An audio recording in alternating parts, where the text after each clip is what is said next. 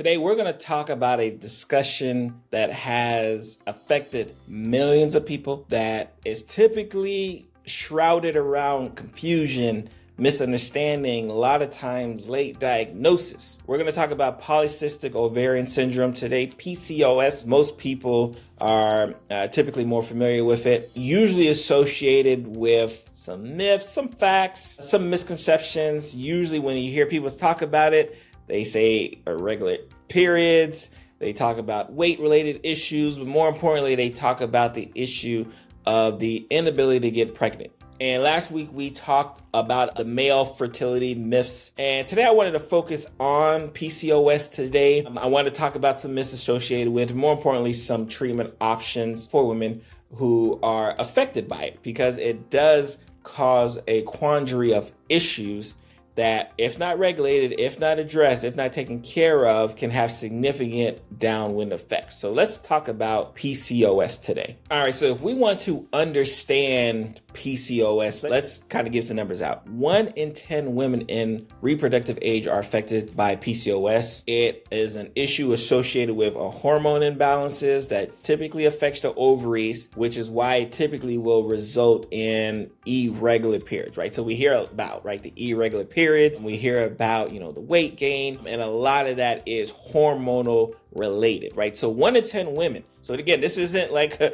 disease that, very few people get. This disease affects a lot of women, right? And when we talk about fertility, and when we talked about the men last week, we talked about how, a lot of times 50% of the reasons, boom, chop it up to the guy. But this is one of the disease processes that are associated with fertility related issues that typically have to get in check if, again, you want to have the perfect harmony when it's time to conceive, right? Again, last 2 weeks, I know it's December, right? Holidays, Christmas. I'm a December baby, right? So, just something to think about when we're talking about fertility related issues is understanding that it takes two to tango. And on the men's side, we talked about some of the issues with the men, but for the women, right, this is one of the bigger diagnoses that affects a lot of them. And it's the reason why a lot of them do have trouble conceiving. All right, so I want to talk a little bit about why PCOS is a problem and what it does, right? Because this statement I want you to get. Women with PCOS may also have an increased risk for reproductive problems such as miscarriage, premature delivery, and can further complicate their efforts to conceive, right? Just having the disease puts you at increased risk for miscarriage, pregnancy complications, premature delivery, all of these problems here in the aspect of conceiving, right? So PCOS primarily affects fertility through hormone imbalances, right? We kind of mentioned that. And that's why the ovulation is inappropriate. Women with PCOS often have elevated levels of male hormones, androgens, which can interfere with development and the release of eggs. In addition, women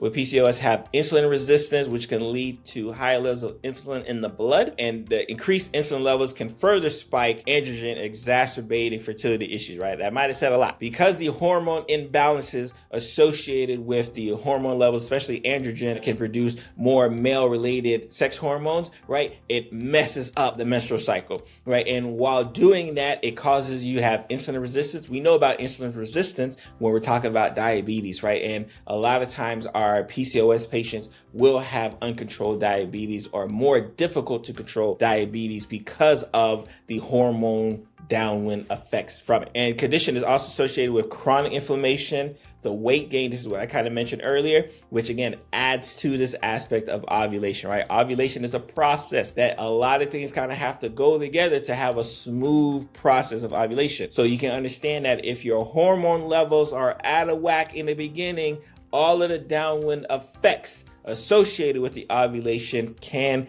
be trouble, right? So understand that, like, when we talk about how PCOS can affect fertility, it's at the hormone level, and you don't know what the hormone level is until you get a checkup, right? So I tell the men, right? Women, I don't typically have to talk too much about this. I don't have to say too much about this because you guys are actually amazing at going to the doctor, but there's some who don't. So again, if you're having issues conceiving or just menstrual related issues in and of itself, you should go see a doctor. You should go see a doctor, either internist, family med, OB-GYN. You should go see someone to get the ball rolling to make sure that you don't just have a hormone imbalance that's causing all of the issues downwind. All right, so if we want to start the diagnostic aspect of it, right? So let's say, hey, you know what? I followed Dr. Barry's orders. I went to go see a doctor. say, hey, you know what? I'm having this irregular menstrual periods, or I'm having trouble conceiving, and I think the irregular periods is a factor in it. I'm gaining weight, like my sugars, like I'm having trouble controlling my sugars, right? Like what could be the problem? Like this is some of the route that your doctor will typically go, right? And I want to kind of mention some of the lab work just in case you may be familiar. Androgens, including, and we talked about androgens in the last section,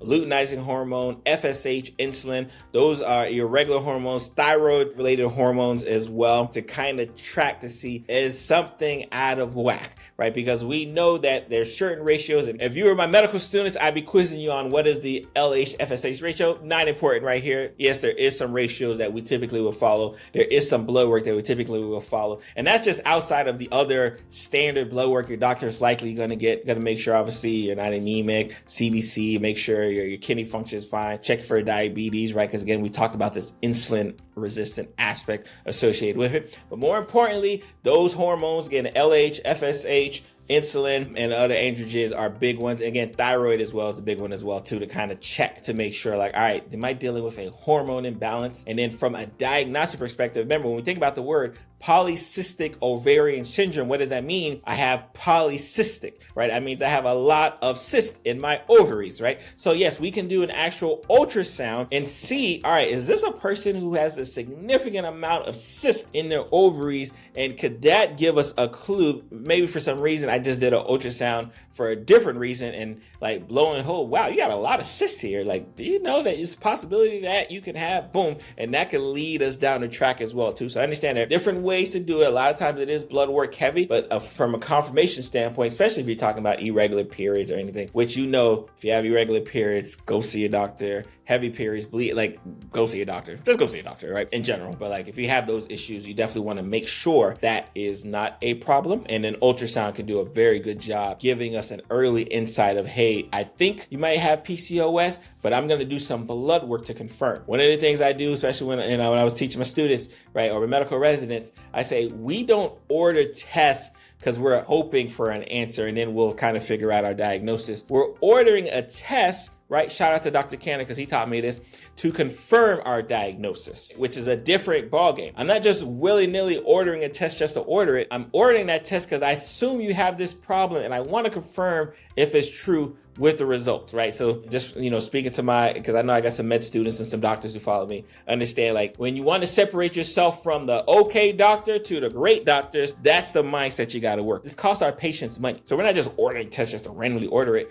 We have a medical judgment and an idea, and we say, hey, you know what? Let me confirm my idea. Let me confirm my diagnosis with these tests here. Something to think about. All right, so let's talk about some treatment options associated with PCOS in regards to either the hormone imbalances or the symptoms kind of associated with it. Obviously, a big thing is kind of lifestyle related changes, right? So they mentioned obviously maintaining a healthy body weight, reducing stress levels, avoiding smoking, like we should be smoking, right? Avoiding smoking. Apparently there's some fertility boosting foods. I don't know about all of that. If you're my naturopaths, don't kill me. There may be some fertility boosting foods. If you know some, drop it in the comments. I'd like to hear it. Avoiding exposure to environmental toxins. And of course, obviously, we're talking about managing our underlying diseases, whether it be diabetes, hypertension, high cholesterol, thyroid related issues, managing those issues as well. And yes, there is some medication effects, right? Clomid is a particular one that kind of stimulates ovulation. That is one. Letrozole is another medication as well for ovulation induction, especially with the hormone imbalances are out of whack. You can't induce your ovaries and ovulation is a problem. So sometimes you need a medication kind of correct the balance, right? So definitely some options there. So it is not a dead end street when talking about PCOS, when talking about fertility. But the problem is that a lot of people don't know where the road is. And you won't know where the road is unless you're driving, right? So what you got to do? You got to drive to the doctor's office, right? You got to ask the appropriate questions and be able to be open with your doctor if they ask you, hopefully, appropriate questions so you can give appropriate answers. So it's one of those things, especially when we talk about fertility. And I got on the men last week. The women understand that, yes, there are symptoms and issues that you may be dealing with. Understand that, like, you got to go see that doctor to make sure, like, hey, doc, I have this issue, right? I think this is the problem. What do you think? And let your doctor kind of have that team approach, again, that steering of the ship approach to get you to where you want to get to, especially for the outcome that you're looking for. If you want to have, less irregular periods, if you want to have improvement on your weight, right? If you want to have ovulation on point, right? If you want to conceive, right? If that's the goal, right? Again, because I'm not saying that the only time you can treat your PCOS is if you're trying to conceive. No, of course not. But like if there are all the other sequelae associated with PCOS, the heavy periods and the irregular periods and the insulin issues and the sugar and all, if all those are a factor, understand that yes, you can still manage those things and not necessarily have to be concerned about like, all right, I'm ready to ovulate and ready to have, conceive a baby right now. Maybe not that time yet, but you want to take care of the other symptomatic sequelae associated with PCOS. Because again, 1 in 10, that's a lot of people, y'all. 1 in 10 reproductive age are affected by it, have symptoms from it, and thankfully we have treatment options for it. So I'm yours truly, Dr. Pierre. I'm not going to see you guys next week, right? Because next week is Christmas week. So I'm giving y'all a break and I'm taking myself a break, but I'll see you guys in 2 weeks.